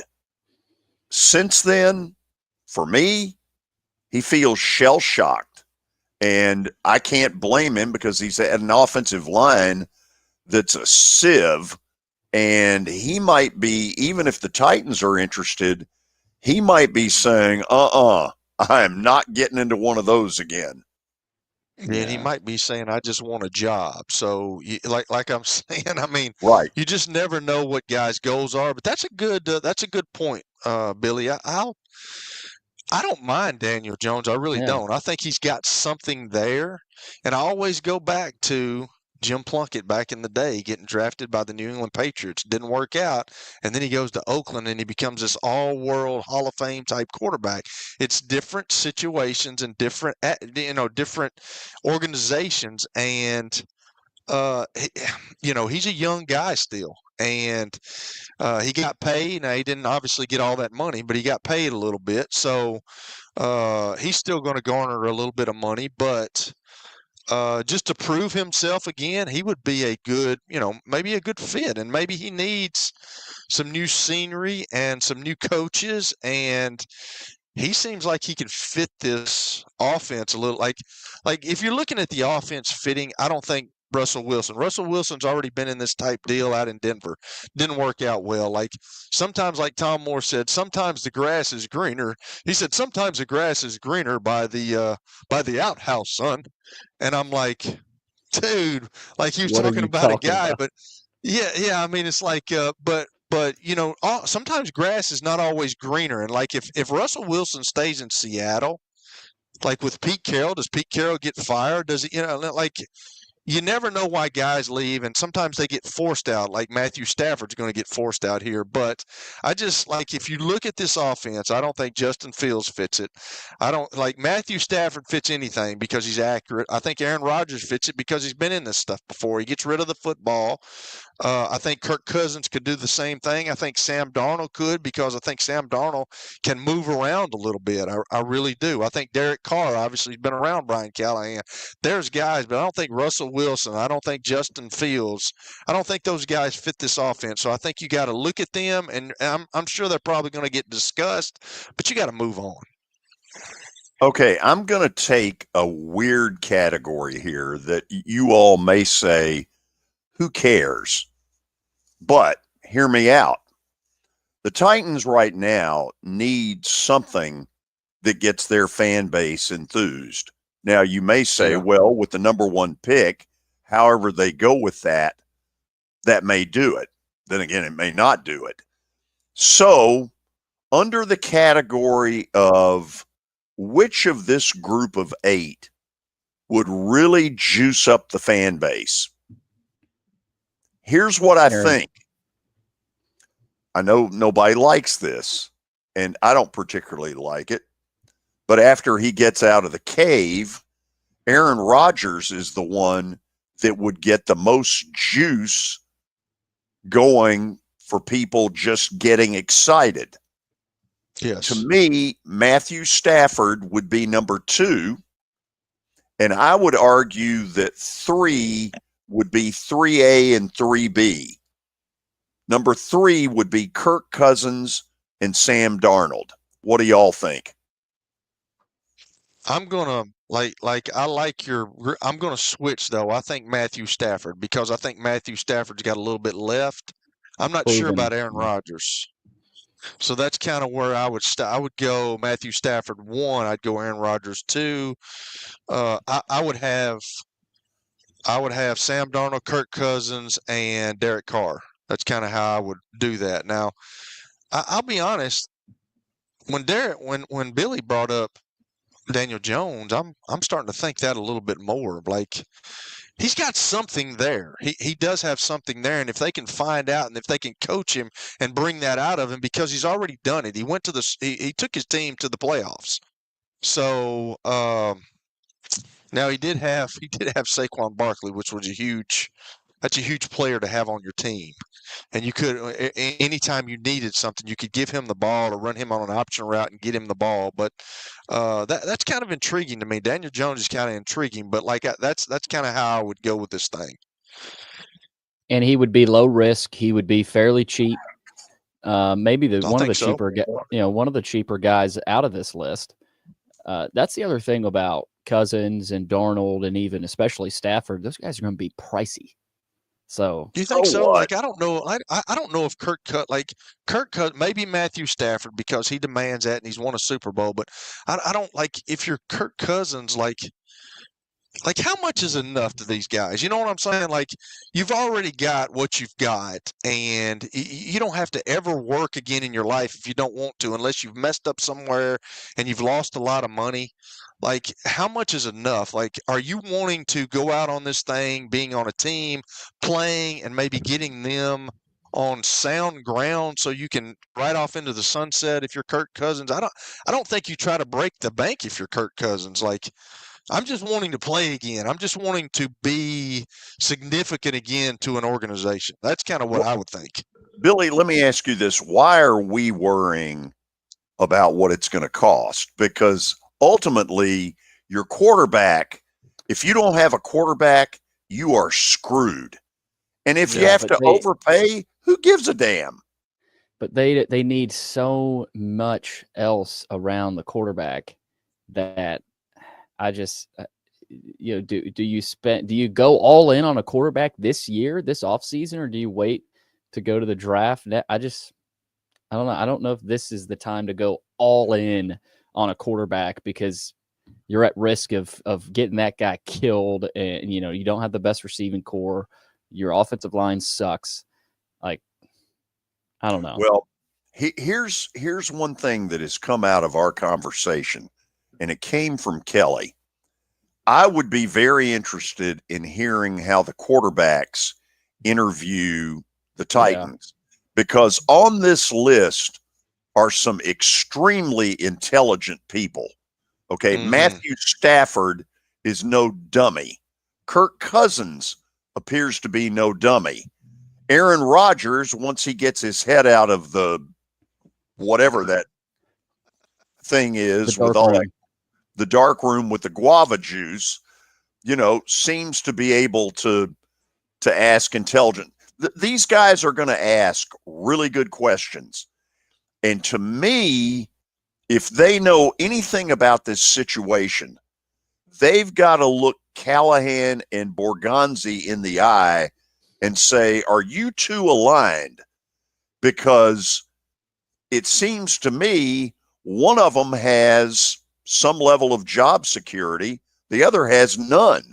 And as long as that's the case, then they don't have the same goals.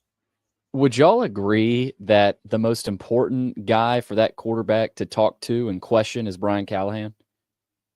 To sit him down and say, hey, Brian, like what do you got for me? What kind of offense are you running here? Because I don't know that there's an offensive identity. Like, coaches have offensive identities, right?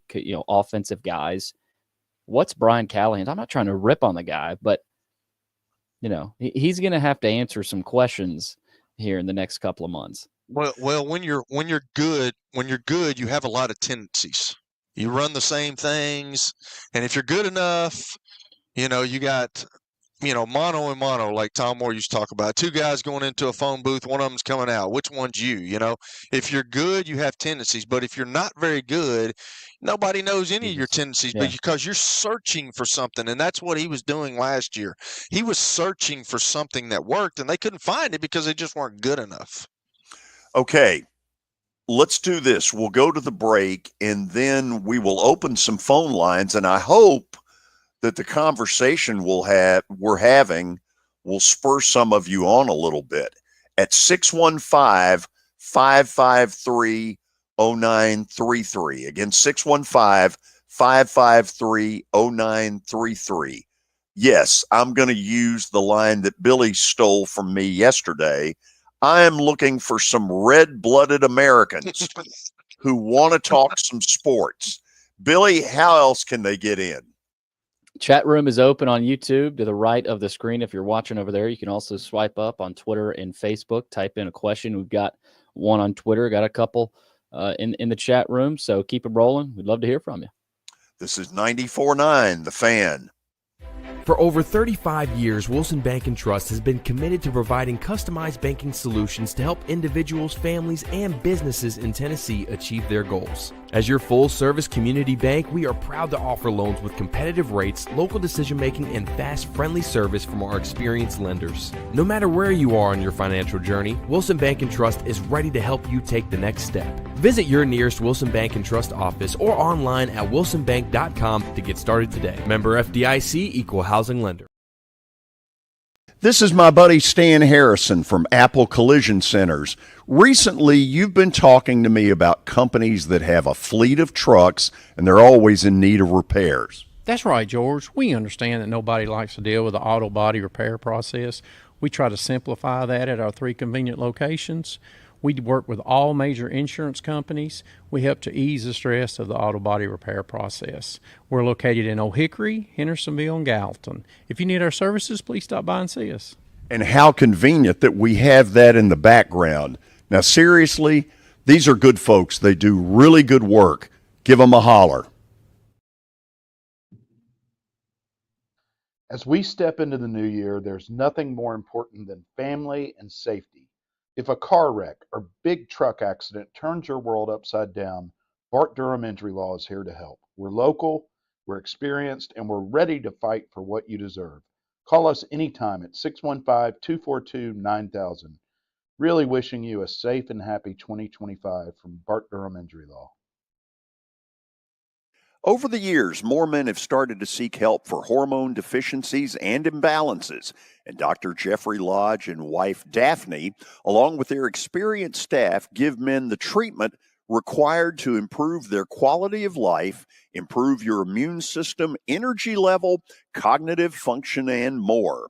There's no better time to achieve a healthy lifestyle. What are you waiting for? Give Cool Springs MD a call today for an appointment at 615-486-3458 or visit the website coolspringsmd.com. Certificates of deposits or CDs can help your money work harder with our competitive rates, earning you more than ever before. WBT checking options allow you to earn rewards you can really use, like a high interest rate or cash back on check card purchases when you meet some e-banking qualifications. Visit your closest Wilson Bank and Trust office or online at wilsonbank.com to get started today. Member FDIC. Two total screw-ups of humongous proportions. Sports. We're not living in an era where perfection is necessary. They thought they were a championship contending team. Here, we told you not to do this. Your sports live here. On ESPN 94.9. And the Game Nashville Sports Network. It's the George Plaster Show. Your sports live here on 94.9 The Fan.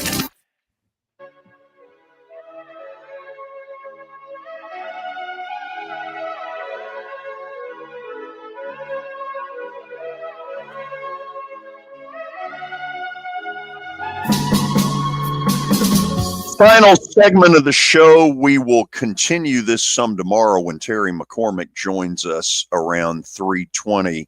We've kind of run through some thoughts about the 8 quarterbacks that look like they're going to be out there for the Titans to consider, and for those quarterbacks to consider where they're headed. Billy, start with a text real quick, and then we'll go to the phones as well. Yeah, Brent on Twitter says, "Go cheap so you get another good draft pick in 2026." Which I'm with Brent there. You know, I don't think you should overspend because I think, you know, they're not in a spot where they're just a quarterback away. That I would agree with Brent there. But are they looking at this differently from an economic standpoint with a new stadium and clearly a price gouging plan that has not gone over real well? Well, you've still got, that's 2027. My thought to your deal there, Billy, is you're always a quarterback away. You're always a quarterback away. Like if you look at all the teams in the National Football League, the teams that are good have quarterbacks. The teams that are struggling do not. I'm interested to see exactly just, you know, I've talked about chemistry on a football team between a quarterback and a head coach. You saw Justin Herbert had the best year of his career this year with Jim Harbaugh. So I'm interested to see what the second year of that comes through. They made the, you know, didn't they make the playoffs? Did they make the playoffs? Or I think they ended up. Yeah, they made the playoffs. Oh, they did. Houston, they made the playoffs. Houston beat them. Yeah, Houston beat them. With Yes, them. absolutely. So that like I think in the National Football League, you're always a quarterback away. So if you bring a guy in here, say one of these guys, and you get him on the cheap, and then he plays unbelievable, well, now what do? Well, now you got to pay him, and now you build around him. You know, so that's why you're thinking one of those younger guys. So I just, if you got one, you can compete. If you don't, you're in trouble. Eric in Nashville, welcome into 94.9 The Fan. Hey, George, first of all, I just want to let you know I'm real excited. In about 30, 40 minutes, I'm heading to the Belmont Northern Iowa game, so I'm real excited. Look forward to that. Excellent. You'll have you been to a game there before? Well, I've been to the Kirby Event Center, but I used to go once a year. Our building does a little community thing where you get free hot dogs, chips, and drinks. I didn't know if they were doing that tonight because of the weather, but they said it's still on, so I'm going to be heading over there shortly. Beautiful. Good for you. Hey, George, a couple of things. I'm going to get to the Frazier quarterback stuff in a minute. One of the things that's kind of sad, and I guess you heard about it, there were two incidents that unfortunately happened at the Eagles parade Friday. One was where I guess Howard Rose had a bottle thrown to his head and had a bandage on it. But I didn't hear about this till Saturday. It's not been talked about a lot, but unfortunately there was a shooting where a guy in the Eagles jersey shot two women in the leg. And it's getting to a point where we have these type of events, they're either going to stop having them or having them just with the team in the small, like at the stadium or in a closed place or whatever. Because I guess better security. And it's real sad when you have stuff like that happen. You're exactly right. Yeah. But George, as far as the free agent deal goes, I don't know if you heard about Adam Schefter's report. He's talking about if they don't, Stafford doesn't stay with the Rams. They've talked about him going to the Giants and that connection. I've even heard rumors about him to the Raiders. But I've also heard that they may make a run on Aaron Rodgers. I've heard Aaron Rodgers' name mentioned several different places. L.A., the 49ers, if Brock Purdy doesn't resign, keep talking about him going there. I've heard him with the Raiders. I've heard him with the Steelers. I've even heard him with the Cleveland Browns as well. So, and it's just going to be interesting to see this fallout. Another one, I don't know if he's free agent. Somebody may talk about a rumor about Jameis Winston coming here. So it's just going to be interesting to see with all these dominoes where it falls. I would agree Sam Darnold may be the better option, but again, it's going to depend on offensive line and he could help us or not. You know, he's a younger guy, and I would definitely rather go with him than with Aaron Rodgers. But George, I'll get off and let you talk about it. It's always good to talk to you. You take care. Eric, before you get off, man, what do you do? You're a huge Titans fan. What do you do with the number one pick? I'm one of these people that believe we should trade down and try and get as many picks as we can. You know, whether or not that's going to happen, I don't know. Everybody's saying that we should draft a quarterback. Again, it's just going to depend on the offensive line and that if that helps us or not. Because I've heard also Cam Ward, they talk about, he's saying now, well, if nobody drafts him, I'm going to make you pay for not drafting me and stuff. It's just that, you know, could he be that generational talent? I don't know. But if I'm the Titans, I would trade down and just try and get as much of a haul as you could. So, but guys, Anyway, that's my thoughts. Y'all take care and we'll talk to you soon. Thank you. Just a quick thought because I want to get one more phone call in. Matthew Stafford to the Giants, body bag. You can call his career quits at that point. Man. Well, they got to do the same stuff the Titans. They have to. They have to get that O-line fixed. You know, and you gotta do it piece by piece. But like I don't know, like, or if you dangle a lot of that money out there, is he willing to go? You know, it'd take a lot of those mattresses on the commercial he does. Tony in Nolensville. I got about 2 minutes. Go. Not a problem. I gave y'all my opinion yesterday on Aaron Rodgers coming in, so I've covered that. But thank you, Tony. You had Mike Organ on today, and I tell you what, he was talking about the Clinic Bowl, George. Before the Clinic Bowl in '69 was that like Pearl played in. George, you'll remember this. Kelly, you might. I know Billy wouldn't. But the Clinic Bowl used to be the game played on Thanksgiving Day. Oh, yeah. And that was always a big thing was families would go to the Clinic Bowl and see a game and maybe two. I think at one time they did two. And you'd stay out there and then everybody go back home and eat Thanksgiving dinner. But the Clinic Bowl used to be played on Thanksgiving Day of two high schools. And if they was to do this plan, what y'all were talking about, getting together with the TSSAA board, that would be awesome if they could get two games in on that day to have the top mid-state public schools to go against each other. You know, Pearl Cone and Murfreesboro Oakland, and maybe even a private school, two private schools. And that would be two hell of hellacious games that you could play on that. And one last thing, Mike Organ this past week in Sunday's paper did a great article on 6 NASCAR drivers that came here in 1975 and cut an album called NASCAR Goes Country. And the guys that were in it, George, was Darrell Waltrip, Richard Petty, Cale Yarborough, Bobby Allison, Buddy Baker, and David Pearson. And these six named Mount Juliet in 1975. And if you want to read a good article, and if you like NASCAR, that was a good piece he did in Sunday's paper. But these six guys who have almost 600 victories among them, and all of them in the Hall of Fame, cut an album called NASCAR Goes Country. So I love it. Nice. Hey, guys, good show. Talk to you tomorrow, maybe. See ya. Tony, thank you. Take it down. Good stuff right there.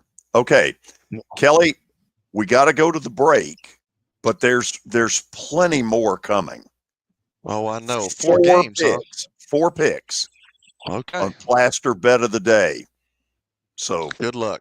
Get your wallet out, get your bookie, call him, but wait until I give these picks. This is 94.9, The Fan. Where can you see a saber-toothed tiger rappel from the rafters? How about a catfish fly? The biggest stars in Music City. Not to mention hockey's hottest ticket. The Predators win! Only in Smashville. See your Nashville Predators all season long at Bridgestone Arena. Single game tickets are on sale now at NashvillePredators.com. Let's go, Preds! The George Plaster Show gets advertisers the results they're looking for. For example, here's Metro Nashville Police Officer Garen Hoskins. You hear me all the time on the show talk about, changes in career and people looking to serve their community and get into law enforcement and join a great department. And I just so happened to meet an individual who heard my segment on your show and has already applied, has come from multiple different career paths and has always had this dream. And we're very glad to have him. And that's just going to be the start of many. If you want to be part of the Plaster Show advertising family, it's simple. Just email me, plastergeorge@gmail.com. Again, plastergeorge@gmail.com. We will fit your budget and your needs. Hit After Hit has become the baseball store in Tennessee. They have over 1,000 different models of gloves and over 1,500 wood bats. They also have several Iron Mike pitching machines as well as a Hit Tracks machine. If they don't have it, you probably don't need it.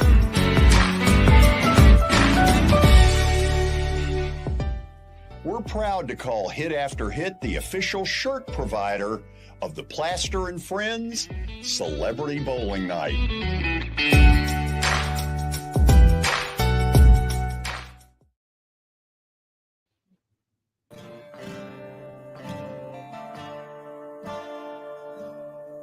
Final segment on a Wednesday, Vanderbilt and Kentucky tonight in about an hour from Rupp Arena.